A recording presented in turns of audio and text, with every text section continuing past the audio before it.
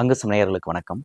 நியோமேக்ஸ் வழக்கு விவகாரத்துல ஜூலை 17 அன்று நடைபெற்ற அந்த நீதிமன்ற விசாரணையில பல்வேறு முக்கிய விவகாரங்கள் பேசப்பட்டிருக்கு. குறிப்பா பாதிக்கப்பட்ட முதலீட்டாளர்களுக்கு ஆதரவாக வாதிடுவதற்கென்றே அரசு தரப்பில் ஒரு வழக்கறிஞர் நியமிக்கப்பட்டிருப்பதும், ஏஜென்ட்டுகள் குறித்த அந்த விசாரணையை விரைவுபடுத்தணுங்கிற ஒரு கோரிக்கையும் இந்த விவாதத்துல ஒரு முக்கிய இடம் பிடிச்சிருக்கு. பல்சுவை வார இதழாக வியாழந்தோறும் வெளியாகிறது உங்கள் அங்குசம் செய்தி.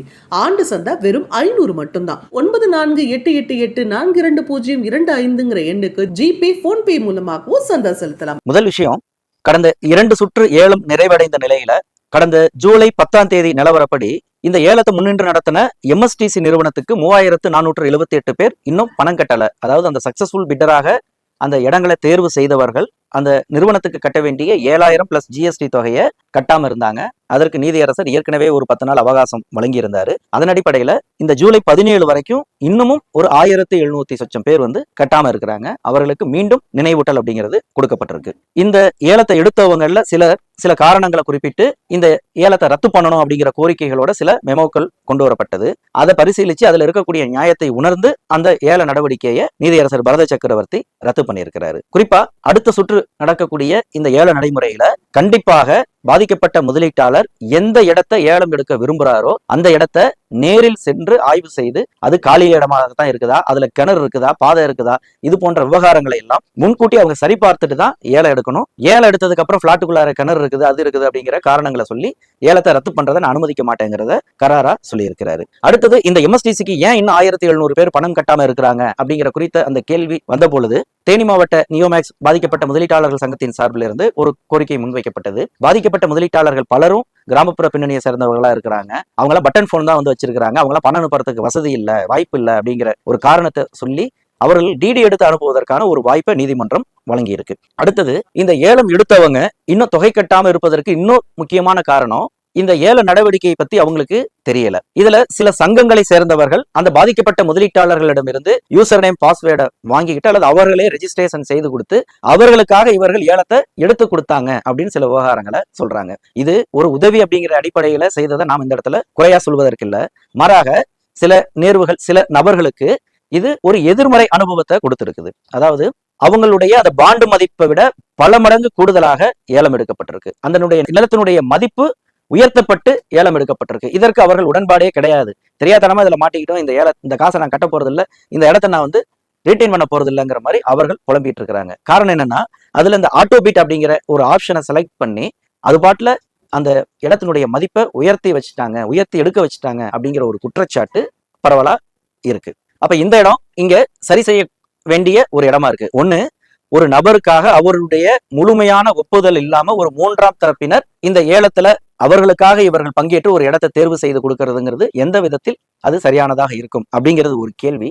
2வது, இந்த ஆட்டோ பிட் ஆப்ஷன் அப்படிங்கிறது சில ஒரு பாதகமான ஒரு எதிர்விளைவை ஏற்படுத்தி இருக்கு அப்படிங்கிற ஒரு விஷயமும் இதுல உள்ளடங்கி இருக்குது. இது குறித்து ஒரு புரிதல் அப்படிங்கிறது பாதிக்கப்பட்ட முதலீட்டாளர்களுக்கு அவசியமா இருக்கு. ஏற்கனவே 2 சுற்று ஏலம் நிறைவடைந்த நிலையில 9935 பிளாட்டுகள் ஏலத்தில் பங்கேற்ற நிலையில தற்போது 4220 பிளாட்டுகள் விற்பனையாகாம அடுத்த சுற்று ஏலத்துக்கு காத்திருக்குது. இதுல இப்ப அடுத்தடுத்து இந்த ரத்து செய்வதன் காரணமாக வரக்கூடிய அந்த பிளாட்டுகளும் அதுல சேர இருக்கு. இது தவிர நியோமேக்ஸ் தரப்பிலிருந்து ஒரு 300 புதிய பிளாட்டுகளை நீதிமன்றத்துல சமர்ப்பித்திருக்கிறாங்க. அப்ப இந்த இடத்துலதான் பாதிக்கப்பட்ட முதலீட்டாளர் தரப்பிலிருந்து ஒருவர் கேள்வி எழுப்பினப்ப, ஏற்கனவே செப்டம்பர் 2025 இதே நியோமேக்ஸ் நிறுவனத்திலிருந்து சொல்லப்பட்ட ஒரு தகவலின் அடிப்படையில 1646 ஏக்கர் நிலம் இருக்குது, 19717 பிளாட்டுகள் இருக்குது, இதுக்கெல்லாம் நாங்க என்ஓசி வாங்கிட்டோம் அப்படின்னு சொல்லி இஓடபிள்யூ போலீஸினுடைய வெப்சைட்ல அதனுடைய டேட்டா வரைக்கும் அப்லோட் பண்ணியிருந்தாங்க. ஆனா இவங்க சொன்னது 1646 ஏக்கர் நிலம் என்ன ஆச்சுங்கிறது இப்ப வரைக்கும் விட தெரியல. இந்த பிளாட்டுகள் எண்ணிக்கையில 19717 முதல்ல சொன்னாங்க, அது 11270 மாறினது, அப்புறம் 10130 குறுகினது, நிறைவா 9935 பிளாட்டுகள் தான் இறுதியா ஏலத்துக்கு வந்தது. அப்ப இந்த சொச்சம் பிளாட்டுகள்லாம் என்ன ஆச்சு அப்படிங்கிற ஒரு கேள்வியை எழுப்புறாங்க. அடுத்தது, இதே நியோமேக்ஸ் தரப்புல சமர்ப்பிக்கப்பட்ட அந்த அபிடவிட்ல ஒரு 14 கமர்ஷியல் ப்ராப்பர்ட்டிஸ் ரெடியா இருக்கு அப்படின்னு ஏற்கனவே சொல்லியிருந்தாங்க. ஆனா கடந்த வாய்தாவில ஒரு 11 இடங்களை தான் அவங்க பட்டியல்ல கொண்டு வந்தாங்க. அதுலயும் சில இடங்கள் கொஞ்சம் சிக்கல்ல இருக்கு, அது குறித்து முடிவெடுக்க அவகாசம் வேணும்னு 2 வாரம் அவகாசம் வாங்கி இருக்கிறாங்க. ஜூலை 24 தான் அதுல பதில் சொல்ல போறாங்க. அப்ப இந்த நியோமேக்ஸ் தொடர்பான இந்த இடங்கள் குறித்து இந்த குழப்பங்களுக்கு விடிவு காணணும் அப்படிங்கிற ஒரு கோரிக்கையையும் அவங்க தரப்புல முன் வச்சிருக்கிறாங்க. அடுத்தது அந்த மதுரை ஹைகோர்ட்டுக்கு பின்புறம் இருக்கக்கூடிய அந்த 38 ஏக்கர் இடம் விவகாரத்தை பொறுத்த வரைக்கும் குறுக்கு நெடுக்குமாகலாம் ரோடு எல்லாம் போட தேவையில்லை. அந்த பிளாட்டை அணுகிற மாதிரி குறுக்க ஒரே ஒரு சாலை மட்டும் அமைப்பதற்கு ஏற்ற மாதிரி இடம் விட்டுட்டு அதை எத்தனை பகுதிகளாக பிரிச்சு ஏலம் விடலாங்கிறத நீங்க பார்த்து சொல்லுங்கன்னு நீதியரசர் பரத சக்கரவர்த்தி குறிப்பிட்டிருக்கிறாரு.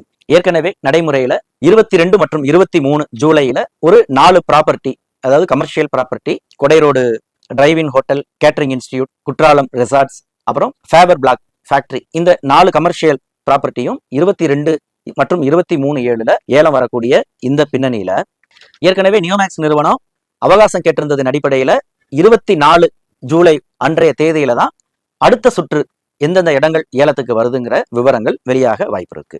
அடுத்தது இந்த இடங்கள் சம்பந்தமா இடத்துல வந்து சிக்கல் இருக்குது, இந்த ஏலத்தை நான் ரத்து பண்ணிக்கிறேன் அப்படின்னு சொல்றதா இருக்கட்டும், அல்லது குரூப் பிட் முறையில நான் அந்த ஏலத்துல நான் எடுத்தேன், என்னோட சேர்ந்து இந்த பாதிக்கப்பட்ட முதலீட்டாளர்களை சேர்த்து இதுல அந்த குரூப் இட் முறையில அதை நான் எடுத்துக்கிறேன் அப்படின்னு சொல்ற அந்த மெமோ ஃபைல் பண்றதாகட்டும், இது ஒவ்வொரு விஷயத்துக்காகவும் கோர்ட்டுக்கு வர வேண்டிய அவசியம் இல்ல. மாறாக மதுரையில EOW ஆபீஸ்லயே வாரத்துல ஏதாவது ஒரு நாள் ஒரு குறிப்பிட்ட நேரம் அதிகாரிகள் இருப்பது போல ஒரு ஏற்பாடு செய்துக்குங்க. அங்க அவர்களுடைய கோரிக்கையை வந்து ஃபைல் பண்ணிட்டாலே போதும், அதை நீங்க நீதிமன்றத்துல சமர்ப்பிச்சீங்க.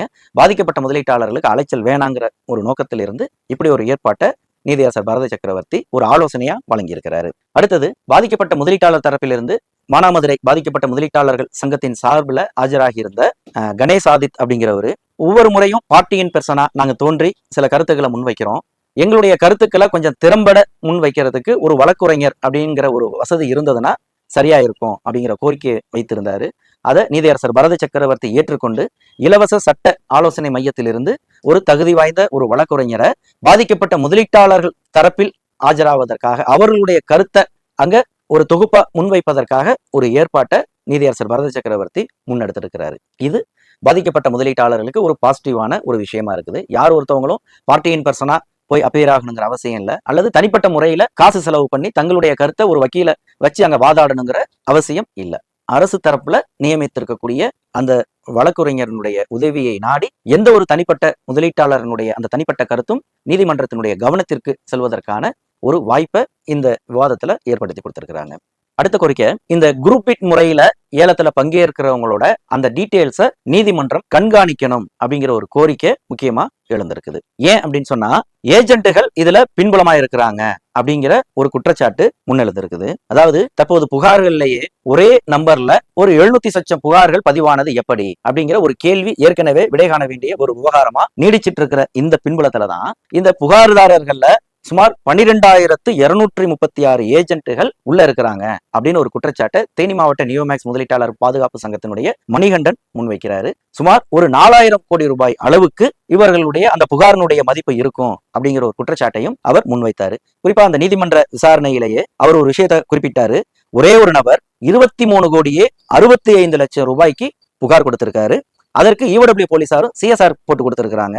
அந்த ஒரே நபர் இந்த 2 சுற்று ஏலத்துல பங்கேற்று 45 பிளாட்டுகளை அவங்க எடுத்திருக்கிறாங்க அப்படிங்கிற ஒரு விஷயத்த பதிவு பண்ணியிருக்காரு. அப்ப இதன் அடிப்படையில புகார்தாரர்கள் பட்டியல இருக்கக்கூடிய ஏஜென்ட்டுகளை தனியா பிரிச்சு எடுக்கணும் அப்படிங்கிற ஒரு கோரிக்கை முன்வைக்கப்பட்டிருக்கு. இப்ப இந்த இடத்துல பார்ட்டியின் பெர்சனா தோன்றின கணேஷ் ஆதித் ஒரு விஷயத்த குறிப்பிடுறாரு. அதாவது நியோமேக்ஸ் நிறுவனத்தினுடைய முன்னணி இயக்குநர்கள் பாலசுப்ரமணியன் அவருடைய அஃபிடவிட்டாக நீதிமன்றத்துல போலீஸ்ல குறிப்பா அமலாக்கத்துறையிட்ட அவர் வழங்கின அந்த வாக்குமூலத்தின் அடிப்படையில இருந்து பார்த்தோம்னா 811 பேரை அசோசியேட்டா கொண்டுதான் இந்த பிசினஸை நாங்க தொடர்ந்து நடத்தினதா அவர் குறிப்பிட்டிருக்கிறாரு.